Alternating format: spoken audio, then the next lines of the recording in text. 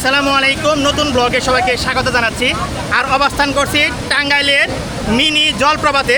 যারা হাজার হাজার টাকা খরচ করে সেই বান্দরবান সিলেট যান জলপ্রপাত ঝর্ণা দেখার জন্য, আপনাদের জন্য সুখবর রয়েছে। একদম অল্প টাকায় এবং কম খরচে চলে আসতে পারেন এই আমাদের মিনি জলপ্রপাতে। আর এটি টাঙ্গাইল জেলার শোকপুর উপজেলার ছোট থানায় অবস্থিত। বর্তমানে কিন্তু বিশাল একটি জলপ্রপাত আমরা দেখতে পাচ্ছি। আর বর্ষাকাল আসলে এখানে প্রতিনিয়ত আমরা এই জলপ্রপাতটি দেখতে পারি। এই দেখতে পাচ্ছেন কি পরিমাণ দর্শনার্থী আসছে এই জলপ্রপাতের গোসল করার জন্য। আমরা কিন্তু চলে আসছি সেই টাঙ্গাইল থেকে এই জলপ্রপাত দেখার জন্য। আপনাদেরকে একটু ঘুরে ঘুরে দেখাচ্ছি। আর পুরো জায়গাটি ড্রোন শটের মাধ্যমে আপনাদের সাথে শেয়ার করছি। আর আমার এই ভিডিওতে এখানে কীভাবে আসবেন সকল লোকেশন দেওয়া থাকবে।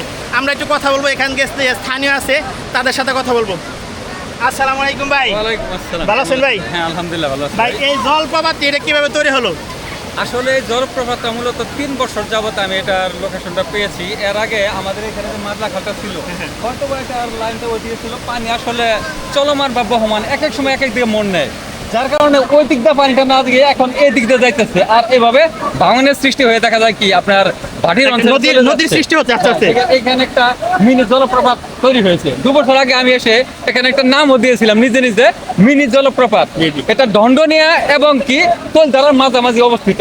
লোকেশনটা আমি মোটামুটি বলে দিলাম, যেহেতু আমি এখানে কিভাবে আসবো লোকজন সেটা বলবেন। লোকজন আসবে যে এখান থেকে আসুক, আপনার ধরেন পূর্ব অঞ্চল থেকে যদি আসে সেক্ষেত্রে ছোট থানা আসবে, ছোট থানা আসার পরে একটু দক্ষিণে এসে দণ্ডনিয়া আসবে, দণ্ডনিয়া থেকে পশ্চিম পাশে এই জায়গাটা অবস্থিত। এবং কি যারা পশ্চিম অঞ্চল থেকে আসবে তারা ওই দিক থেকে আপনার তোলধারা আসবে, তোলধারা এসে একটু দক্ষিণ অঞ্চলে আসবে, তারপরে এই পূর্ব দিকে আসবে, হয়ে যাবে। এখানে বর্তমানে এখানে আপনি দর্শনার্থী কিরকম আসছে? প্রচুর। আমি এখানে 2 ঘন্টা যাবত আসছি। এখানে 150, 200 বা 250, 300 পর্যন্ত লোক এখানে দেখা যায়। লোকজন আসতেছে এবং কি যাইতেছে। এই মুহূর্তে কিন্তু রোদ প্রচন্ড গরম, যার কারণে লোকজন হয়তো কমে গেছে। এখানে পা ফেলানোর জায়গা ছিল না কিছুক্ষণ আগে, 1-1.5 ঘন্টা আগে। যাই হোক দর্শক, আপনারা দেখতে পেলেন এখানে আসলে কি পরিমাণ দর্শনার্থী আসতেছে। আমরাও চলে আসলাম, চাইলে আপনারাও চলে আসতে পারেন একদম অল্প খরচে এবং আপনার হাতের কাছেই। যারা যারা আসতেছেন অবশ্যই লোকেশন থেকে চলে আসবেন। ধন্যবাদ সবাইকেই।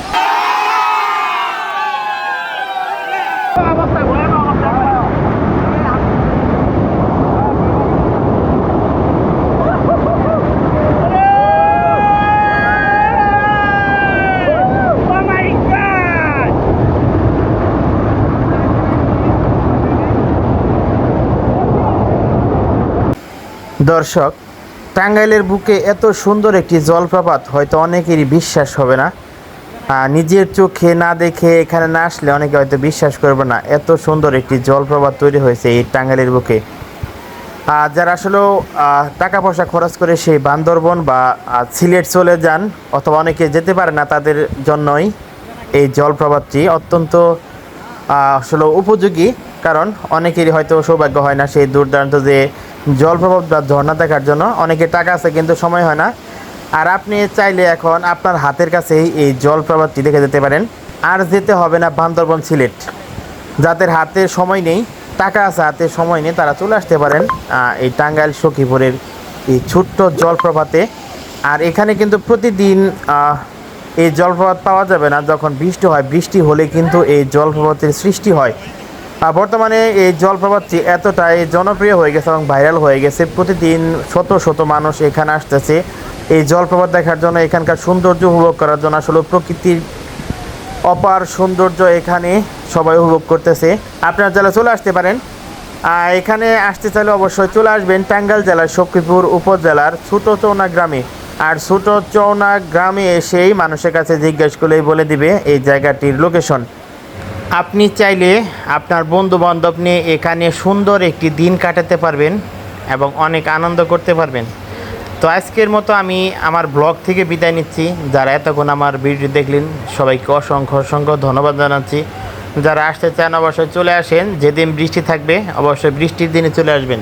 ধন্যবাদ। আল্লাহ হাফেজ। আসসালামু আলাইকুম।